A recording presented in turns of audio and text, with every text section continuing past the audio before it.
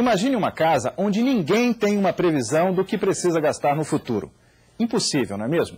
Qualquer pessoa sabe que para manter um mínimo de equilíbrio entre o dinheiro que se recebe e o que será necessário pagar, é preciso fazer contas e planejar com antecedência. Nos estados, nos municípios e na administração federal não é diferente. É preciso prever e repartir com todo o cuidado os recursos que serão aplicados na educação, na saúde, na segurança, enfim, em todos os setores da vida pública. O repórter Senado foi a campo e pesquisou os caminhos do orçamento.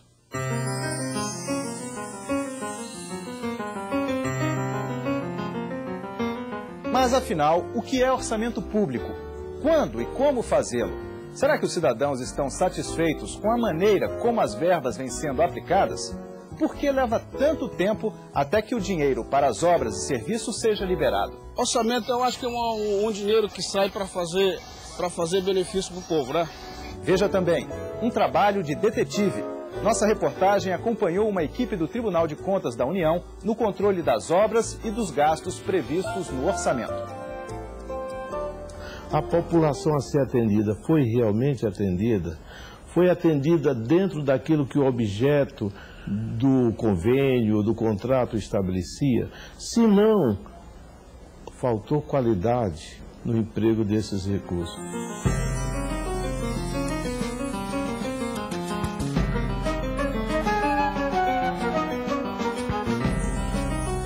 Eu faço escolhas, eu coloco as prioridades, eu deixo uma coisa para depois, tento fazer, isso eu faço normalmente. Controle e planejamento. Essas são as palavras que definem o trabalho que Raquel e Rodrigo têm todos os meses na hora de administrar o orçamento. Desde quando a gente casou, a gente sempre procurou adequar o nosso orçamento, né, às coisas que às nossas obrigações. Então, assim, a gente nunca extrapolou, né? Mas não são apenas os gastos que estão sob o controle rigoroso do casal que tem uma filha de 4 anos de idade. Outro hábito é planejar. E eles já sabem, o dinheiro que deve sobrar vai ser para trocar o apartamento e encomendar um irmãozinho para Michele. Você se adaptar à sua realidade econômica, eu acho que é o mais difícil. Eu atendo clientes diariamente e vejo, assim, pessoas com um salário muito maior do que o meu e com uma dificuldade financeira muito maior do que a minha. A cada ano nascem milhões de brasileiros. Assim como os pais de família, o país precisa planejar assistência médica, saneamento básico, educação e tudo aquilo que tem a ver com os serviços públicos, além de criar meios para que esses novos cidadãos façam parte da população economicamente ativa. O que é muito importante perceber quando nós falamos de orçamento público, que nós temos que torcer para os governantes, porque se os planos de governo dele der certo, dá certo para todos os brasileiros. Quer dizer, então, por trás disso, você não pode trazer para uma discussão como essa a questão do viés ideológico ou político.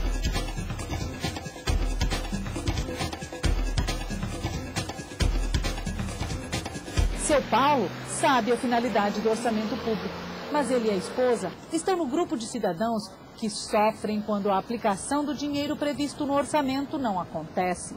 Entra ano e sai ano, e a bala a céu aberto, na periferia de Belém, no Pará, continua ali.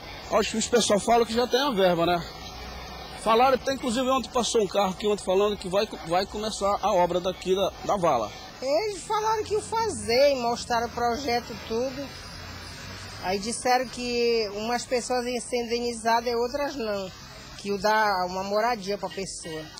Quando se fala em orçamento público, a gente começa a ter contato com palavras como superávit primário, desvinculação de receitas, contingenciamento e siglas como LDO, LOA, PPA.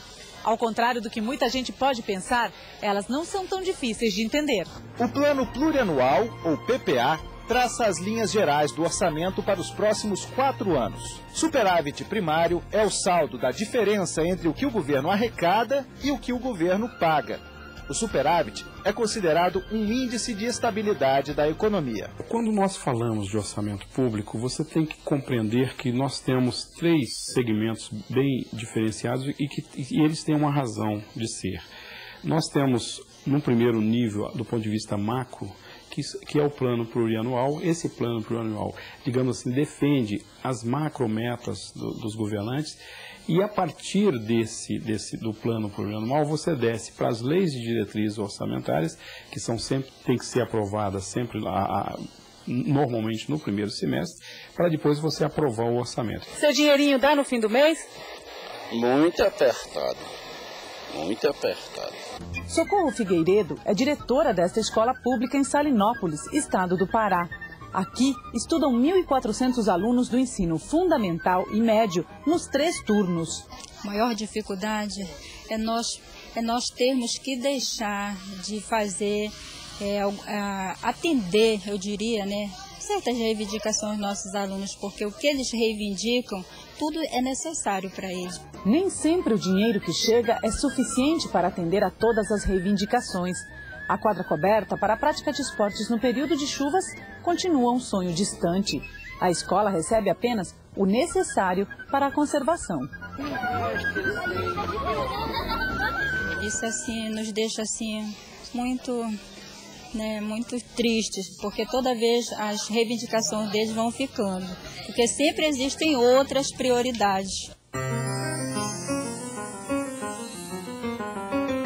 Veja depois do intervalo um trabalho de detetive. O repórter Senado segue uma equipe do Tribunal de Contas e confere na própria obra se os recursos estão sendo empregados de acordo com o previsto no orçamento. Nós voltamos daqui a pouco.